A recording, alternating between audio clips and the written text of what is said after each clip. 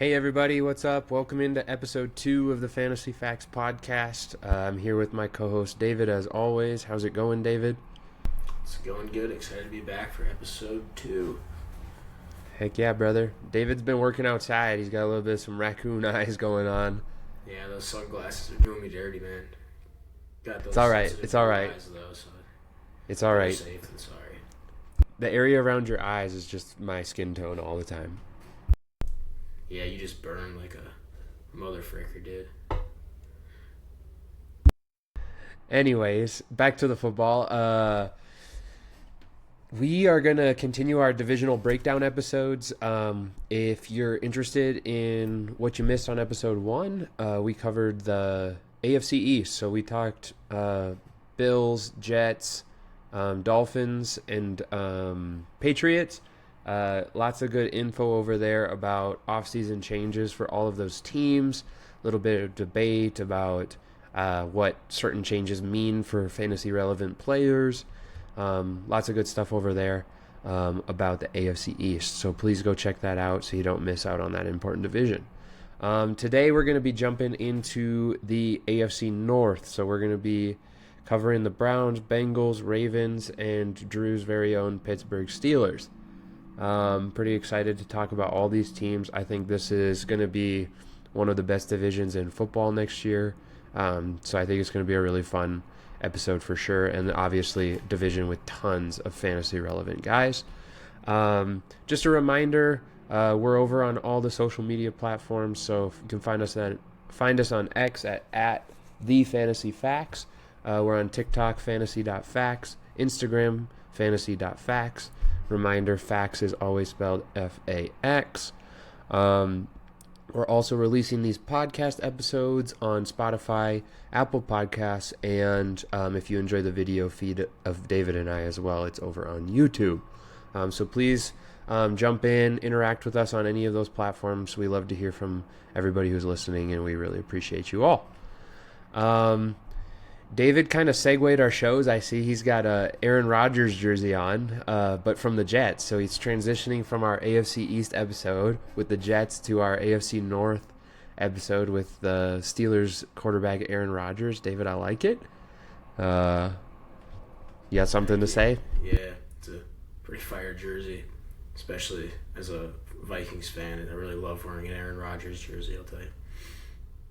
Dude, imagine being a Vikings and Steelers fan who hated Aaron Rodgers for 15 years almost, it felt like, and then had to become a fan. It's real hard. Still not a fan of Aaron Rodgers, to be honest, but he's now in the tolerable realm since he's the quarterback of the Steelers. But we'll talk plenty about Aaron Rodgers. I don't love him either, at all. But you know what? Jersey's a jersey. Yeah, and my Steelers jersey is misplaced at the moment. I'm not sure where my Antonio Brown jersey is, so just decided to rep the local team that no matter how hard I try to care about them, I really don't. But Broncos country, let's ride. Thank God. He might have got us canceled there with an Antonio Brown jersey. Guy's off his rocker. Yeah, it's really sad, isn't it? I need to upgrade the jersey for sure. Anyways, let's jump into the football.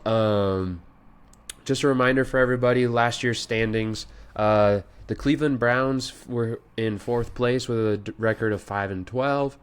The Bengals had a really disappointing season. Lots of injuries, lots of close losses. They were in 3rd place at 6-11. The Baltimore Ravens finished at 8-9, lost on that heartbreaking end of the game missed field goal to the Steelers, which would have sent them to the playoffs instead of the Steelers. But the Ravens finished 2nd at 8-9. And the Pittsburgh Steelers were AFC North champions. Woot woot. Didn't amount to much in the playoffs. Lost in the wild card round for what feels like the 28th season in a row. Should we do what we did with the AFC East, David, and go bottom to top? Start with those Browns. In the famous words of Jack, we're going to take the Browns all the way to the Super Bowl. Yeah, let's just see if the Browns can get a winning record first.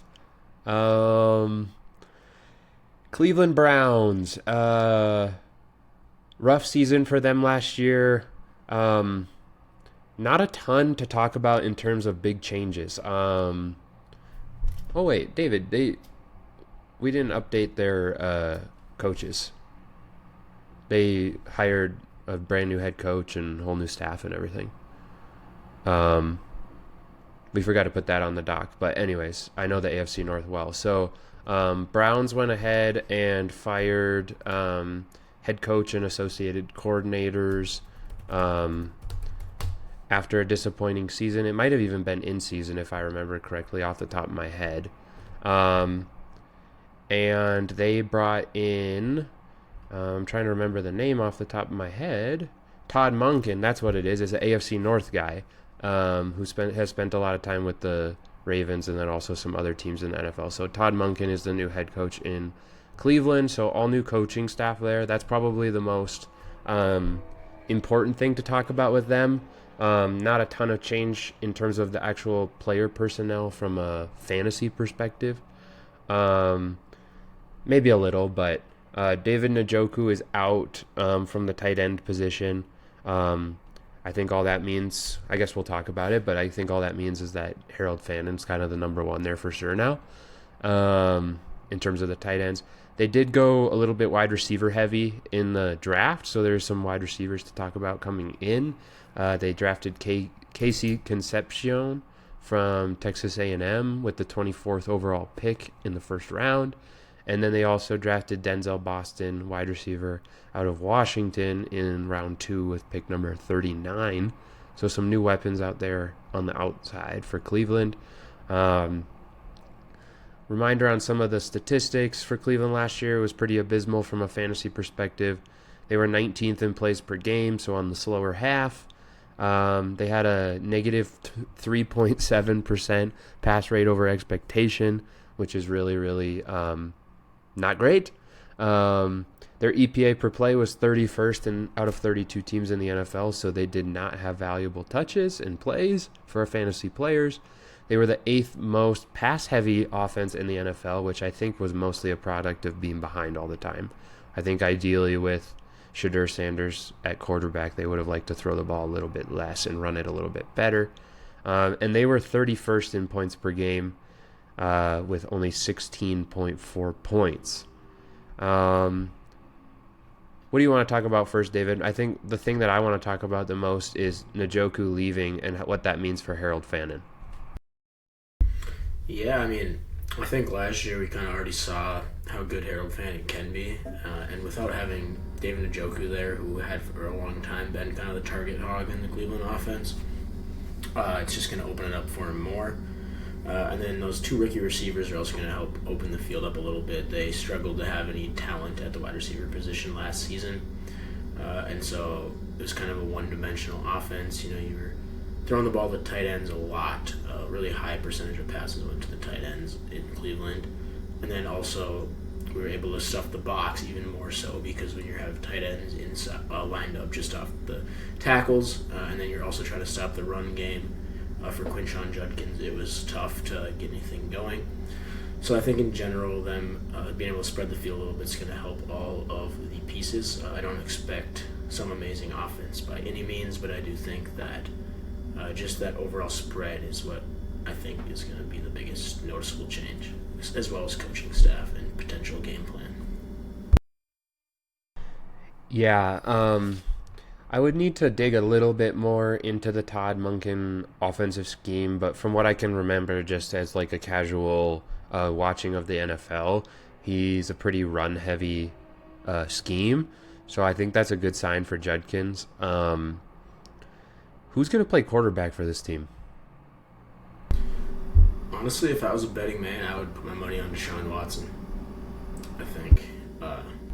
Which is crazy, right? Opinion, and what I've seen is I think a lot of Cleveland fans would probably agree with that. I don't know if it's the right move. I mean, he's been the best quarterback there in his career as far as any of the options they have. Obviously, in his recent years, that hasn't been the case, but he has shown that he's at least a competent NFL quarterback. Then again, there's Pro Bowl quarterback Shadur Sanders on the roster, so never want to count him out.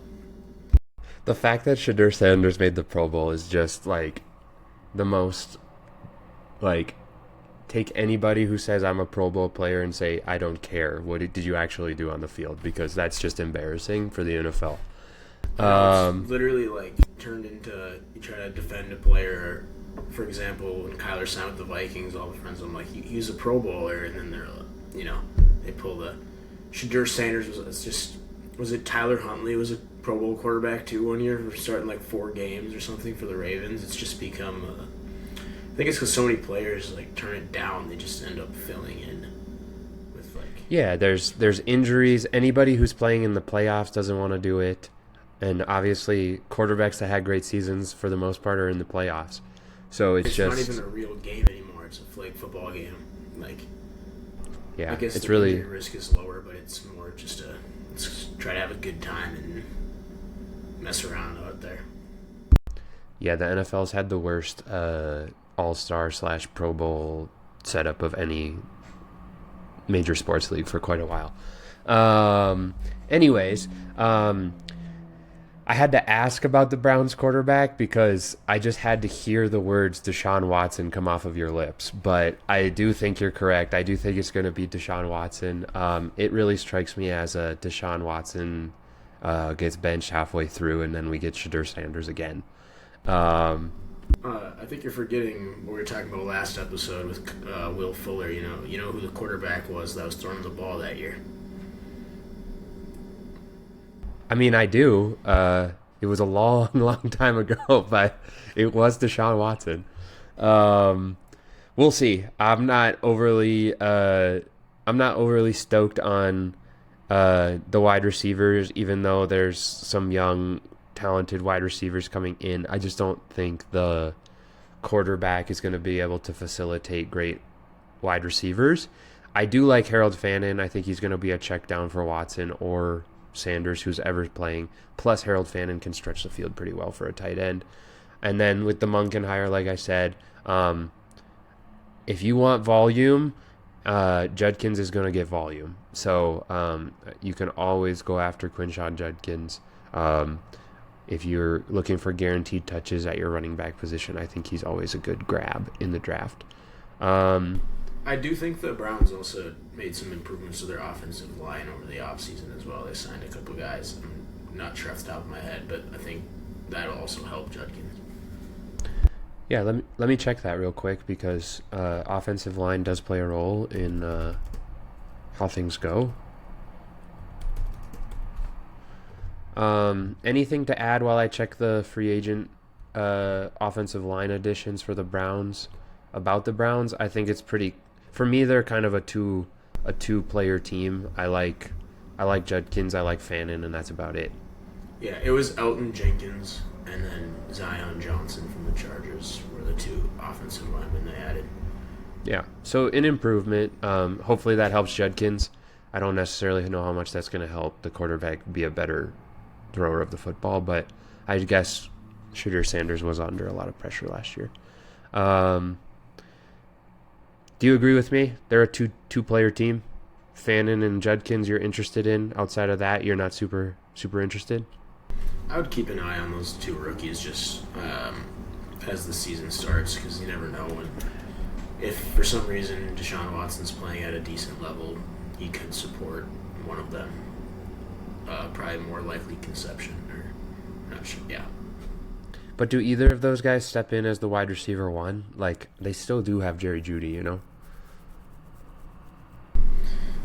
Yeah, I just feel like Jerry Jeudy's been so inconsistent that they're looking for somebody that can kind of just be like a wide receiver 1 that can.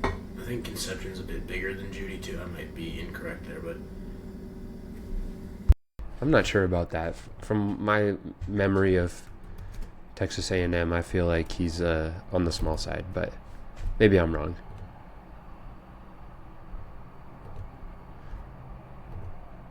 So keep an eye on those. He's only 5'11". Yeah. Yeah, so not a lot of size in general, but they still have the tight ends. Yeah. I think Boston might be bigger, actually.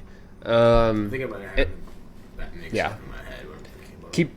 Keep an eye. Moral of the story is keep an eye on those rookies. And from besides keeping an eye on those rookies, all they're going to do is hurt Jerry Jeudy's pie volume, which already Jerry Jeudy wasn't doing a lot with it.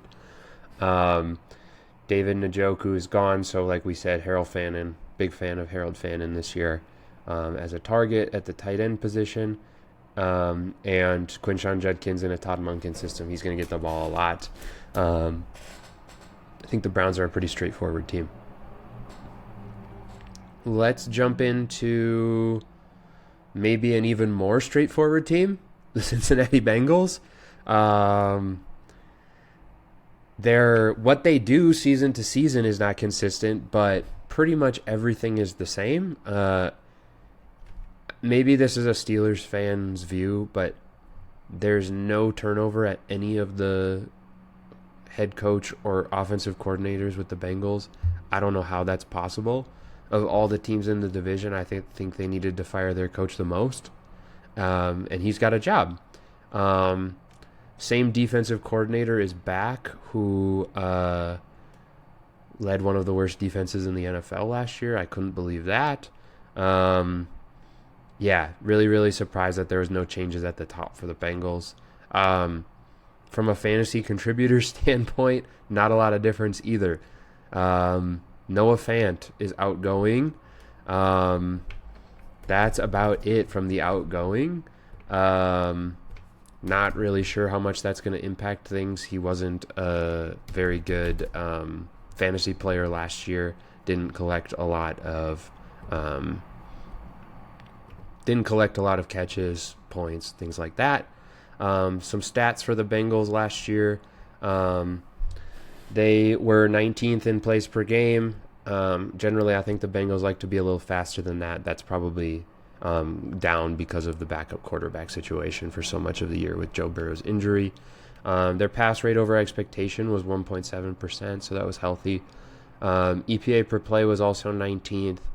Run percentage, they ran the ball the second least out of anybody in the NFL last year. Once again, they couldn't run the football. They were always behind because their defense was always giving up tons of points. So from a fantasy perspective, it was juicy for the wide receivers. Even with Joe Flacco there, the guys had some good games. And they were 12th in points per game, scoring 24.4 points per game. David, you want to jump into the Bengals? Yeah, I know this is a fantasy football podcast, obviously, but I did want to kind of mention, I think their defense was what they really changed this offseason. I know they added Dexter Lawrence, Kyle Duggar, Jonathan Allen, and Brian Cook, as well as Boye Mafe. I think it's going to be quite a bit better defense, and while that's not directly fantasy related, it also will impact the fantasy players because I think the Bengals may have a little bit less of the ball just because I think their defense will be on the field a little bit more than they were last year. And they're going to be chasing the game less. So I would say, if anything, that maybe means the passing goes a tiny bit down. Chase Brown maybe gets a little more work on the ground. Yeah, I'd say the biggest thing for me regarding that is that I would expect less pass attempts for Burrow when he's in the game than he typically would throw in his other years when they have. I'm trying to think of a good analogy. Mr. Potato Head playing defensive tackle. I mean, just nothing. So he's going to be able to rely on the defense a bit more. Ideally, right? I'm not convinced. I'm one of those people with defense. I think scheme and coordinator and what you do is almost as important as the players that you have. They did add some good players on defense. I don't think, besides maybe Dexter Lawrence, and I mean, Maffei's going to give a little bit of some edge rush. Maffei's never really been the number one edge rusher on a team before, where the team is really focused on him. So I'm curious to see how he does in that role. David and I love Boye Mafe. He's a Minnesota Golden Gopher, and we're from Minnesota, so we know a lot about Boye. But I do think they tried to shore up the run a lot. They brought Jonathan Allen over from the Vikings. They traded for Dexter Lawrence. They gave away their first-round pick for Dexter Lawrence, though, which I think they could have used on something valuable, that was a little bit less expensive. But they did make a few adjustments on the defensive side of the ball. We'll see how that works out. Let's stick to the fantasy, I guess, though. Jamar Chase, where is he ranking for wide receiver for you right now? David, what's your opinion on T. Higgins? Is Joe Burrow going to stay healthy? / where does Joe Burrow get drafted? Lots of good stuff to talk about there. Yeah, I just off the rip, I have Jamar Chase as my wide receiver 2 right now. I have him after Puka and in front of JSN. So I don't expect him to be much worse. Overall, I think the passing beat pretty similar. I have Joe Burrow in that mid QB1 territory. I do think he tends to get overdrafted sometimes because he had that one season with the crazy passing yards and touchdowns. And if that's his ceiling, you're kind of drafting him way higher than he should be every year. And he tends to get hurt or banged up quite a bit as well. And I don't like to predict injury, but he has been somebody that's struggled to stay on the field. And I do think the Bengals recognize that, as they did re-sign Joe Burrow, I believe, to stay there this season. So as far as that goes, at least Joe Burrow is able to, in the case that... You said Joe Burrow a second time. I'm assuming you meant Joe Flacco. Yes, Joe Flacco. But yeah, if he goes down, the Bengals should still be able to support their fantasy players like they did last year. So yeah, I think T. Higgins-wise, I need to just take a peek where I have him ranked at the moment. I have him at around the 15-14 range, so a mid-wide receiver 2, so not much different than they have been in the past. While I think the defense might be better, I think that might just, I don't know. I think they're just going to have pretty similar seasons to what they have in the past, fantasy-wise. And I expect Burrow to kind of follow that trend of his career average. I don't think he's going to have one of his high years, like I said, because they're going to not have to throw the ball as much. But I don't think they'll be busts by any means. Yeah, fair enough. I was curious about the Jamar Chase thing because I play in a league where David's actually not in this league, but I play in a league where your finish from last season is the order in which you pick your draft slot going into the next season. So I finished on the high side. I believe I finished third in that league. So I get to pick my draft spot pretty high. And right now, if the number 3 pick is there, I'm leaning towards the number 3 pick just because I feel like then you get Puka or one of the 2 big running backs. I don't know. I just feel like after that, I don't know. I feel like Jamar Chase is so great that I shouldn't be scared off of him. But I feel like I would rather have Puka than him. And I feel like there's like I said, I do have I think there's I just feel like there's a distinct cutoff there for some reason. And so I'm thinking about the number 3 pick if it's available. But maybe I should be thinking number 4 and think that the cutoff's after Jamar Chase. I'll have to think about that one more. I think I'm with you on the top 3 right now. I like those 3 better than 4 for sure. I also need to see what I can get second and third round because if I want running back really bad, then I might have to take 2, But we'll see. I need to look at it a little bit more, but it's a fun concept in that league that I'm in. What's your opinion on, I know I said my opinion, David, but what's your opinion on 0 coordinator or head coaching changes with Cincinnati? I think defensive-wise, it's pretty shocking. Head coaching-wise, you could say as well, I think it's hard to judge an offense when your star quarterback's hurt for the majority of the season. I know it's the NFL and it's a business, but they have had success in the past, obviously making it to the Super Bowl, so it's not like that coach hasn't been able to do anything. So I have they made the playoffs since then, though? No, but I think Joe Burrow's been hurt, 2 or at least 2 seasons out of how many seasons has it? I guess it's probably been longer than I realized, 4 or 5 years. But. Oh, for sure. It's been, I want to say it was 20, I would have to check, but I want to say it's 2021 they were in the Super Bowl. Yeah. But yeah, a little bit surprising, but I do understand the reasoning that he's not gone just with that past success and the injury issues they suffered.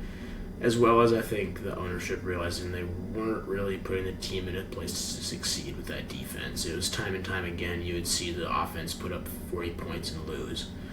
But that's the head coach's responsibility, regardless of if you're an offensive head coach or not. That's where my problem with Zach Taylor comes from. I think that he's not I think he's an excellent offensive mind. I just do not understand him as a head coach. Like, he had the 1 year, the Bengals were incredible. Joe Burrow, Jamar Chase, they rode those guys all the way to the Super Bowl. That was a fantastic season. But so many situational lapses, end of game, throwing the game away, just poor time management, just things like that. And then the fact that you have such an awful defense and you and your organization refuse to pay Trey Hendrickson what he deserves because he's the only guy doing anything for you. And so for me, it's just like, I feel like Zach Taylor is an excellent offensive coordinator. I just don't know about him as a head coach.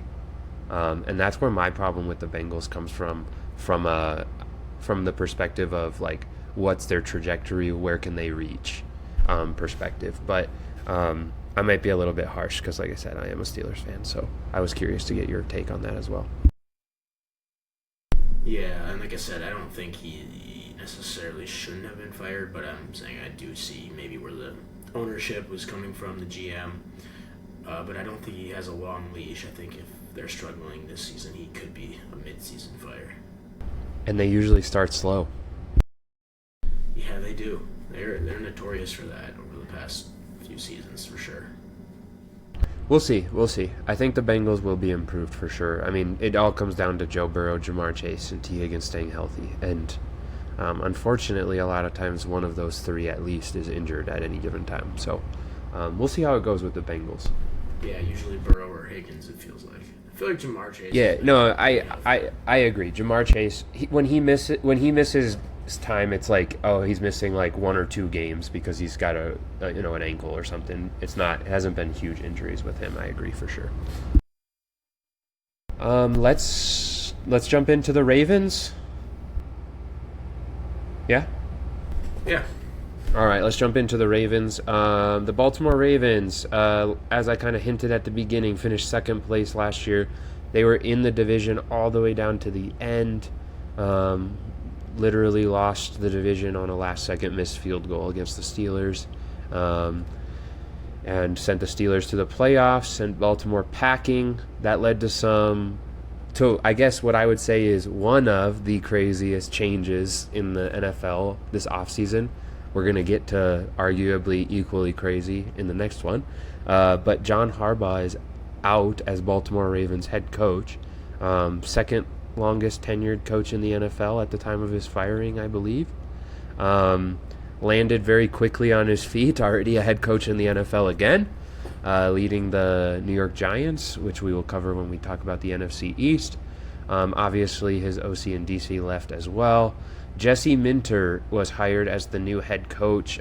He had spent some time with the Ravens before and then went over to the LA Chargers, correct me if I'm wrong, and was the defensive coordinator over there and had a really nice defense in LA. Declan Doyle was hired as the offensive coordinator. I was reading about him today. He comes from the Ben Johnson tree in Chicago. So good offensive tree that he's coming from, so could be interested to see what he does with the offense, especially with how run-heavy the Ravens were and kind of archaic on some level with how much they liked to run the ball last year. Interested to see what he does in opening up that offense.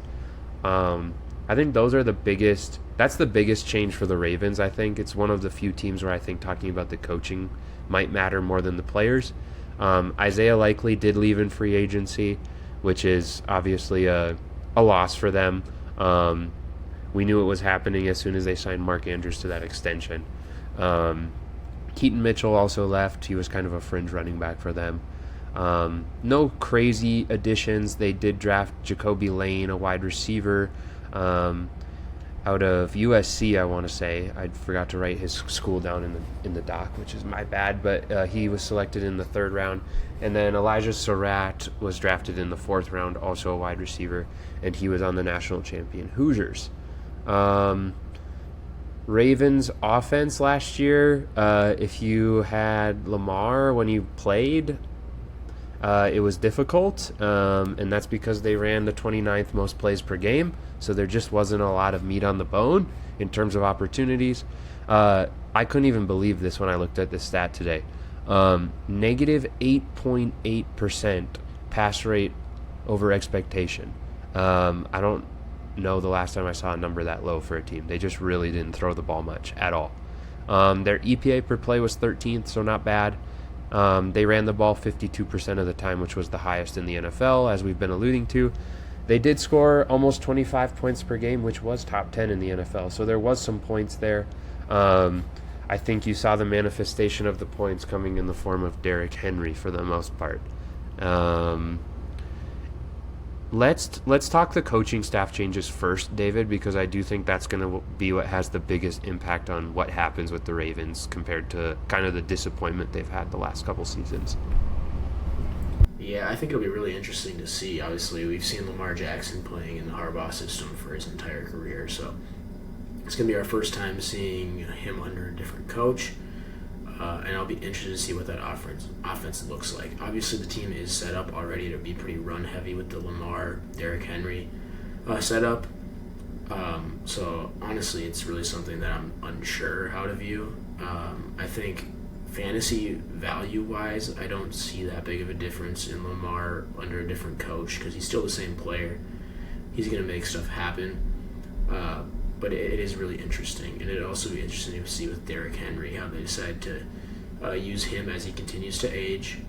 Don't think he's not going to be good, but I also did start to see a little bit more of a downgrade in his how he played than I had other years. Obviously, he was able to still make himself a pretty competent fantasy running back at times, but definitely wasn't what we've seen and consistency-wise for the whole season. In defense of Derrick Henry, I do want to say that Lamar Jackson missed a lot of games last year, and it was just like, I mean, he was running against 10-man boxes and crazy crap like that. It was just a really hard situation.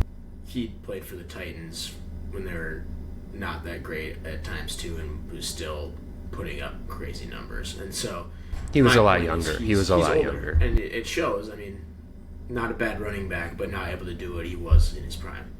But yeah, in general, I think still going to be a good offense fantasy-wise there. I think I was seeing Zay Flowers had like 1,200 receiving yards last year.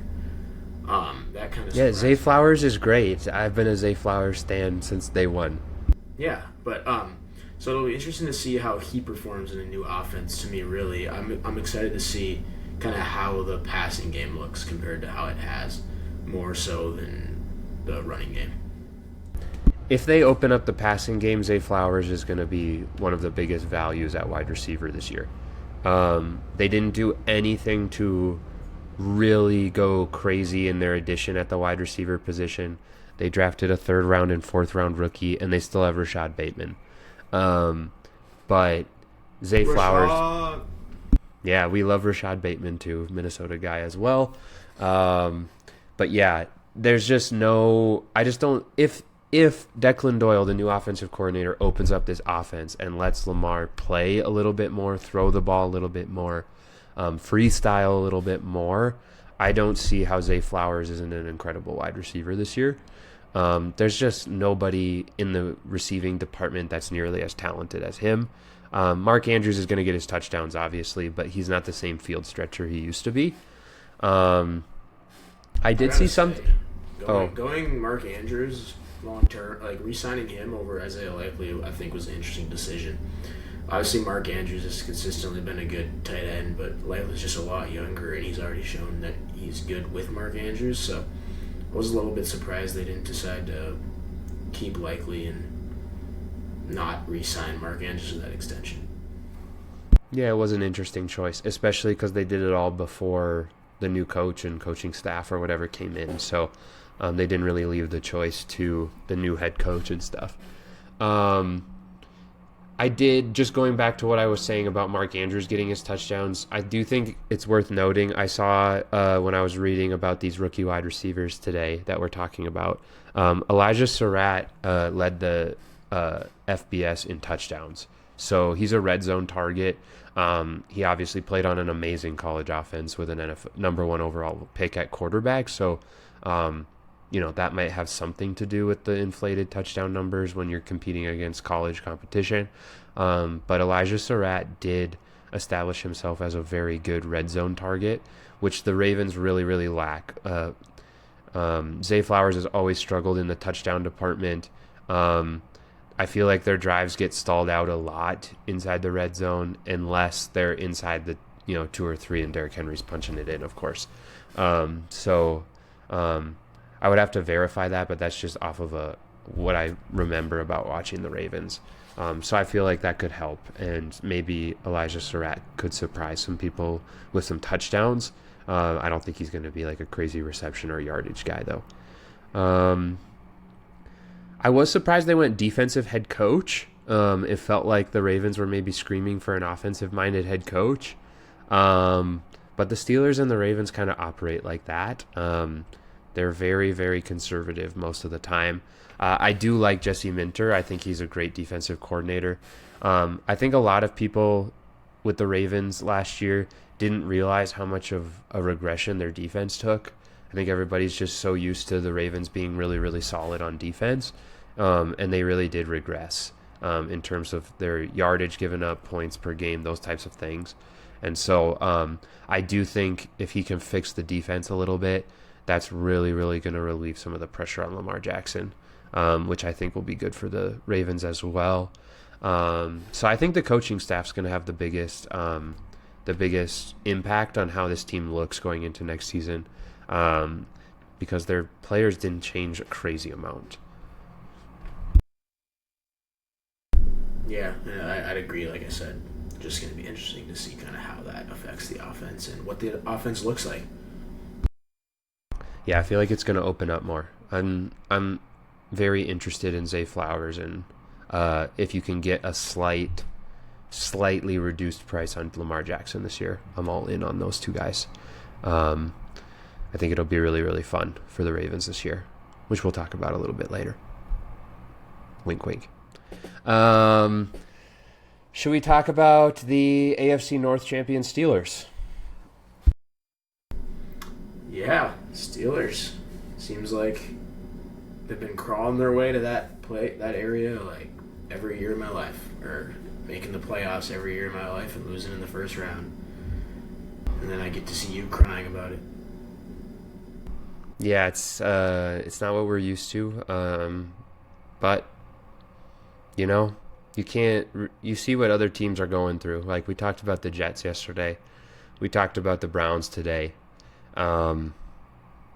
I don't think you can be too disappointed making the playoffs every year, but I would like to see us do something in the playoffs. I was going to say, I feel like it would almost get sickening. It kind of feels like, almost like you're just stuck in no man's land where you sneak into the playoffs, lose right away, don't have a good draft pick, just kind of sit in that Yeah, zone. But all those franchises that I just listed have had good draft picks for years, and they're still at the bottom. So I would rather have my team fighting for something at the end of the season 100% of the time.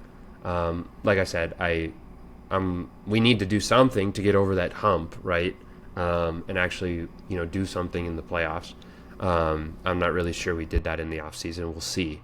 And we're going to talk about them now. But I do much prefer my team to be in the playoff hunt at the end of the year, regardless of how far they get, because it's just more exciting as a fan. Big changes in Pittsburgh. I alluded to arguably the biggest change of the offseason, right up there with John Harbaugh. Mike Tomlin also out as Steelers head coach. I think he technically resigned instead of being fired. I think him and the Steelers both agreed at the same time that it was time. Thank you, Mike T. We love you in Pittsburgh. Brought us 2 Super Bowls. just a really amazing coach, really amazing father and man as well. Great pillar of Pittsburgh for sure.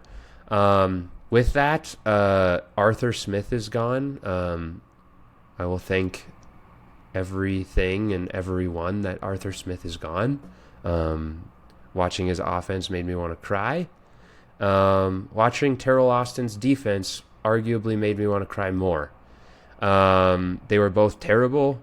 I think they ended up being the ones who, in the end, cost Mike Tomlin his job. He just really couldn't hire coordinators well when he started losing his guys back when the Steelers were more successful. Big changes. They went with an offensive-minded head coach. Mike McCarthy is in as the Steelers head coach, Super Bowl winning coach with the Packers. Most recently was head coach with the Cowboys for quite a few seasons. He was an offensive coordinator somewhere last year, if I remember correctly off the top of my head. But Mike McCarthy's been in the NFL for a long, long time. Patrick Graham was hired as the defensive coordinator. We'll see how that works out. He was running a not great defense in LA, or Las Vegas, I should say, with the Raiders. But I do like him a little bit more than Terrell Austin, so we'll see how that goes as well. But all new coaching staff in Pittsburgh as well. Outgoing fantasy contributors, the biggest loss, I can't believe I'm saying it, but it's Kenneth Gainwell. He was Steelers MVP last year, I believe. Team voted. That just came out of nowhere to me. But Kenneth Gainwell had an amazing season. Calvin Austin III is gone. One of our fringe wide receivers beside DK Metcalf. Big movement in terms of bringing in some offensive weapons for the Steelers this offseason. They traded for Michael Pittman from the Indianapolis Colts to be the wide receiver 2 with DK Metcalf as the wide receiver 1. They signed Rico Dowdle in free agency to kind of shore up the running back room after losing Kenneth Gainwell. We all know that Jalen Warren is still there. Then they also went wide receiver in the draft, selecting Jeremy Bernard out of Alabama in the second round, I believe it was. And they did draft Drew Aller out of Penn State at quarterback. I don't think he's going to be anything in the NFL, but he is there in the periphery, in the quarterback room as well. The Steelers were not a great offense to have pieces on last year. They were 28th in plays per game.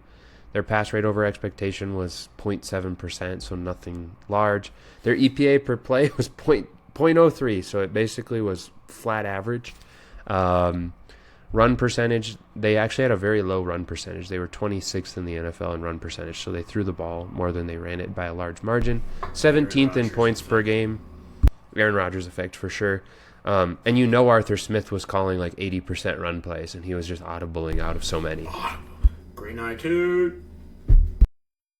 Yeah, Arthur Smith is gone. Hallelujah. And they averaged 22.4 points per game, which was 17th in the NFL. I'm going to let David talk about the Steelers first because he's not biased. Yeah, once again, it's an interesting situation, kind of like the Ravens. Obviously, you're losing 2 kind of iconic head coaches in the NFL, and you're replacing them with, well, obviously, the Steelers are going with a little bit more decorated, and we kind of know what to expect. You knew that's what the Steelers were going to do, right? They want somebody established. They want somebody well-known. I kind of wish they would have gone for maybe somebody a little more unknown and higher upside, but the Steelers, they just hire guys like that. That's just how they go. Yeah, and obviously Aaron Rodgers is reuniting with his head coach from Green Bay. Very successful there with him. So they know each other well. He knows how to play to Aaron Rodgers' strengths. Obviously, it's not the same version of Aaron Rodgers that was on the Packers, but he's still a solid quarterback in the NFL. So, with that being said, I think it's going to be interesting to watch the offense. If I had to go out on a limb, I would say it was going to be an improved offense. I think Michael Pittman being there is going to help the passing game. You have him and DK Metcalf, and then I'm also a pretty big fan of Rico Dowdle signing there. I think he could definitely help the run game, replacing that Kenneth Gainwell loss. Watching him on the Panthers, he was kind of a surprise good player. I think he could help mix in there. I think it's just overall solid offense, not great, but having two solid pass catchers will help Aaron Rodgers throw. I'm gonna add 3 because I think Jeremy Bernard is gonna be a good NFL wide receiver as well. Yeah, so just overall a better depth chart at all the skilled positions. I do gotta say the Drew Aller draft pick was interesting. I don't love him, but it did kind of surprise me. I had a lot of hope for Will Howard coming out of last year's draft, thinking that he could potentially be the next quarterback for the Steelers learning under Aaron Rodgers. Obviously still possible that could happen, but I think them going quarterback in the draft with Drew Aller is kind of a sign that that's probably not likely, which was kind of disappointing because I thought Will Howard did have quite a bit of fantasy potential. Yeah, I'm not ready to write off Will Howard yet. He was injured almost all of last season, so I feel like him and Drew Aller are going to have their rookie seasons right now. I just think they want to maximize their... it's like a shotgun shell versus a rifle bullet, right? Like the rifle bullet, there's one. The shotgun, there's a spray. I think they want to just maximize the opportunity they have to hit on a quarterback because everybody knows that Aaron Rodgers is not a long-term solution, right? Let me ask you a question. You are the head coach for an NFL team. Right here you have Will Howard. Right here you have 9. Who are you starting? I did not think you were going to ask me about 9. I want to see what Will Howard's got. I can't believe I'm saying that. But yeah, I would want to see what Will Howard has because I know what McCarthy has, and it's career backup.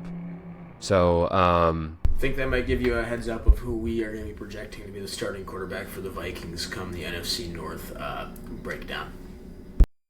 Yes, thank goodness I don't have to watch J.J. McCarthy play quarterback anymore, hopefully, for a little bit at least. I'm a little bit more bullish on the Steelers.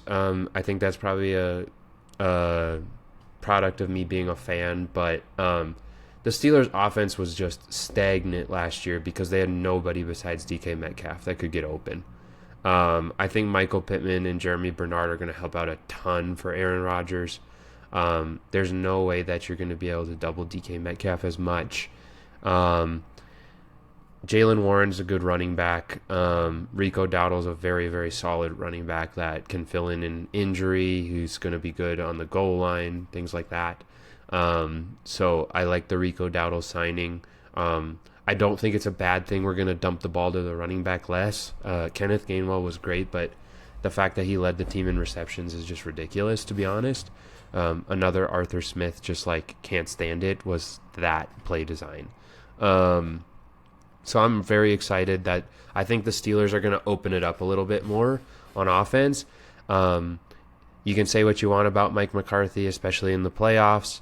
Outside of that one Super Bowl year, he kind of failed with Aaron Rodgers, obviously failed with the Dallas Cowboys in the playoffs. But he's always been in charge of good offenses, and they always put up fantasy points. So I'm excited about DK Metcalf this year. I'm excited about Michael Pittman this year. I'm really excited to see what Jeremy Bernard kind of turns into in the periphery. So yeah, I think the Steelers' offense is going to be much improved this year, and I'm hoping it helps the defense because the defense was on the field so much last year. Yeah, I remember watching Steelers games. They weren't very fun to watch. No, not at all. And imagine watching every single one. I do remember watching. I think it was Bengals Steelers on. It was either a Sunday or Monday night game, and it was one of the island games. Burrow got hurt, or no, maybe it was. I'm trying to remember. Did the Bengals when they started playing Jake Browning when Burrow first got hurt, and then they traded for Joe Burrow. That's correct. Yeah. Remember Mike Tomlin was all fired up with the Browns because they traded him to Cincinnati, and he knew that the Bengals were coming.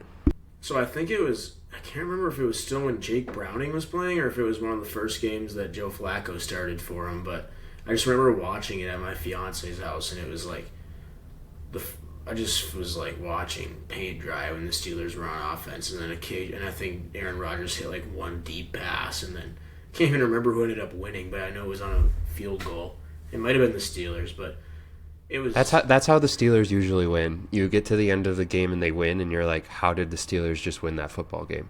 I'm pretty sure that it's just how every win has been for the Steelers 5 years. Were gonna win because Rodgers threw like a deep touchdown, and then the Bengals like came down and scored, and then the Steelers might have made a field goal or something. I think the Bengals might have won that game off the top of my head, but I think the Bengals did win that game. I think it was the opposite. I think they scored, and then the Bengals came back down and scored, and it kind of seemed like they wouldn't have time to. Because I think everybody's excited. I think that's right. Joe Flacco started that game, and then he won. So it gave all the well, and from a fantasy community, they were excited too, right? Because it just revived the wide receivers in Cincinnati. I think Jamar Chase had a really good game because I had him on my fantasy team, and it was like, hallelujah, he actually scored points this week. Yeah, 100%. I'm also hopeful for the Steelers' defense to improve, like I said, A, just by being on the field less, B, by a new defensive coordinator, and C, Derek Harmon, their first-round draft pick from last year, missed a lot of games at the beginning and middle of last year due to injury, but I really do think having him in the middle to help stuff up that run a little bit better is going to help the Steelers for sure. So the Steelers had a quite good pass defense last year, if I remember, but they kind of got gashed on the ground a little bit. So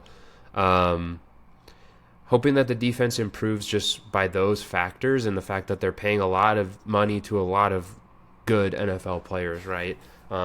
Albeit aging, but and I'm much more bullish about the offense with an offensive-minded head coach like Mike McCarthy. I don't think this gets them over the hump in terms of playoffs. They strike me as a one and done in the playoffs, most likely, if they make the playoffs. But I do think they're going to be more enjoyable to watch. And I do think kind of everybody is just automatically expecting they're going to finish third, which people seem to do every single year, and that's never what happens. So we'll see. Speaking about finishes, should we jump into standings predictions? Yeah, I'll let you go ahead first, and then the more accurate predictor can go. David and I were pretty chalk. We just flipped third and fourth last episode on the AFC East. So if you want to see our AFC East predictions, please head over to the first episode. Yes, New York Jets. New York Jets. David took the Jets to finish third. That's a bold take. So David's apparently a closeted Jets fan over there. Stand down. My prediction for the AFC North, I went with the teams that changed things up. I have the Ravens finishing first this year. I think Minter's going to improve the defense. I think the offensive coordinator is going to let them and Lamar play a little bit more. And I think the Ravens are going to get back on top and win the division. I have the Steelers finishing second. I think most people have them finishing third. But I think the Steelers are going to finish second. They finished first and won 10 games last year. On paper, they got better. I don't see how they drop to like a 6 or 7 win season unless there's injuries, which of course you can never count on.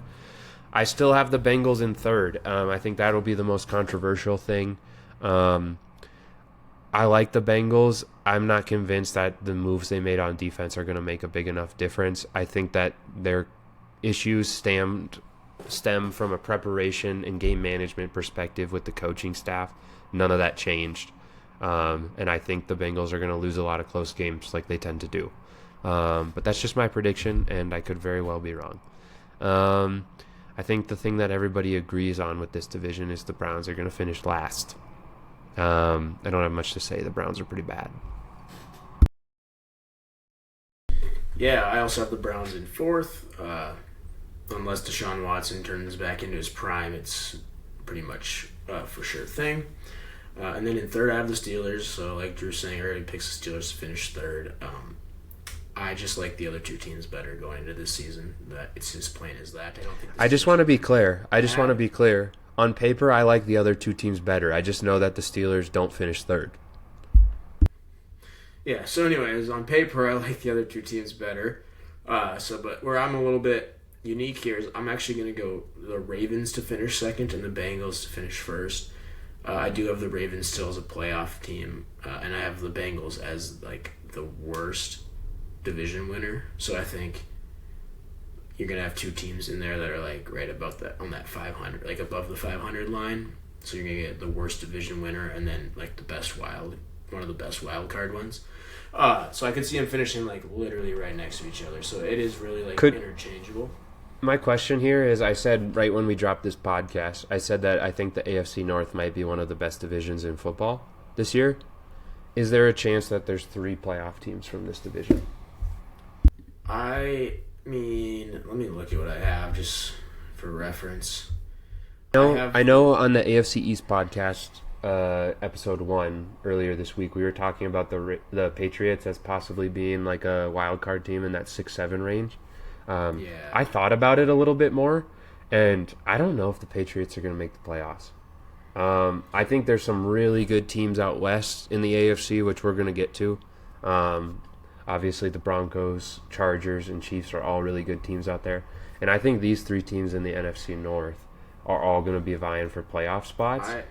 I don't think 3 get in. I think there's too many teams. I think 2 is a pretty solid prediction. I don't see all 3. It potentially could be the Steelers over one of those teams, but I like those 2 teams to get in. I could see the Steelers being a game back of one of those teams, but just not quite making it. Yeah, that's totally fair. But yeah, I like the Bengals. I think you see their offense is going to be the same as it has been, and when everybody's healthy, it's an elite offense. And I really do think their defense, even if it's not the best defense in the NFL, which obviously it's not going to be, it's going to be better than it has been. You might have lost your star in Trey Hendrickson, but you have more depth and like solidness throughout the whole defense that you haven't had. One player on defense isn't going to win you games. Look at Myles Garrett. For years, he's been the best player in the NFL on defense, and the Browns can't win 3 games. So, with that being said, I think the Bengals finish first, slightly out-edging the Ravens, and then I think the Steelers come in just behind them, and then there's a pretty big gap, and the Browns win. I think the Browns win maybe 1 division game this season, and they just sneak one out against. Could be the Steelers, could be the Ravens, or could be the Bengals. Yeah, sounds all fair. Like I said, I've made a living not betting against the Steelers to finish near the bottom, and they just tend not to. I think it's not betting against Mike Tomlin, and that's not the case anymore. Yeah, that's fair, but I think the team's better, and I think the offense is going to be better. So, and that's been the problem with the Steelers for years. So, I think, but the other 2 teams that are vying both had injuries at quarterback last season, and they're both going to hopefully be healthy this year. And they still hopeful's the big word there, because the Bengals still have done almost nothing to address their offensive line, and I really, really worry about Joe Burrow's health in terms of them being able to progress. I may have missed a free agent signing, but when I was reading through it today, I saw a lot of extending players they already had and re-signing like Dalton Reisner. I just really worry about their ability to protect Joe Burrow and keep him upright and healthy. It's been an issue for quite a few years now. And we'll see if the defense improves with the players, or if the scheme and coaching staff is still the problem there. I think that's where we disagree. If Joe Flacco can stay healthy behind the offensive line for an entire season like he did, I think Joe Burrow can do it. I think their offensive line will be okay. You can't use Joe Flacco as a example, bro's time to pass was like literally half a second. Like, he refused to even try to stand back there, and you saw what happened when they fell behind and he actually had to hold the ball and try to push it downfield. He got sacked over and over and over again. And then he'd rip one, and then they'd be tied. Look at that game against Chicago. He threw for like 420 yards. And then they'd lose. Barely. Yeah. Now they got Burrow and a good defense. They're not giving up that many points. They're going to win those games. We'll see. That's the biggest area, I think David and I disagree on this division. I think there's a chance that there's 3 playoff teams from this division. I really do. It wouldn't surprise me if there's 2 from the West and 3 from the North. And then the Bills and Texans win the South and East. Those, like, teams like the Chiefs, Texans, like those kind of teams. I like them better than the Steelers this year. Well, I mean, the Texans are going to win their division, so I don't think they're going to be super involved in the playoff. I don't have the Texans winning that division. No? Well, we'll talk about that on the next episode. That's a great segue into the next episode. Next episode, we will be covering the AFC South, as David just alluded to. So stay tuned for our predictions about the divisions out there. We will be discussing the Texans, Colts, Jaguars, and who am I forgetting? Titans, Tennessee Titans. Yeah, I guess that's fair to mention about the Jaguars, David, and winning that division. That's definitely possible out there too. So, yeah, I don't know if they'll get 3 teams, but I think it's possible. The AFC is pretty strong, to be honest, though. So I think you're probably right. Maybe only 2 from the AFC North this year. Just a reminder, we are over on social media again, on X at the Fantasy Fax, TikTok fantasy.fax, Instagram fantasy.fax. As always, fax is spelled F-A-X. This episode and all our other episodes are going to be released on Spotify, YouTube, and Apple Podcasts. So please head on over and watch those. Don't hesitate to share with your league mates, friends, things like that. We're trying to increase our following a little bit so more people get their hands on the content that we're putting out there and hopefully help some more people win some fantasy football leagues this year.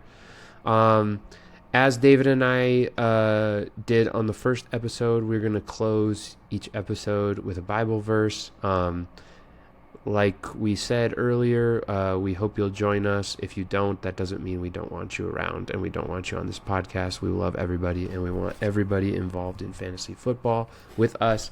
But this is a big part of David and I's life, and we just like to share a little bit at the end. So, David, I'll let you take it away, and then we'll sign off on episode number 2.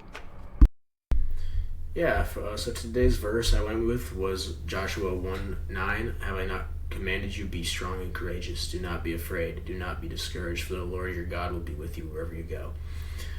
I think this is a really, really good reminder in our everyday life when we're feeling worried or down or doubtful about anything, to just remember that God is there looking over us and that he's not leaving us. And while we're not going to go through struggles in life, and being a Christian doesn't mean your life's going to be all sunshines and rainbows by any means. We are going to make it through.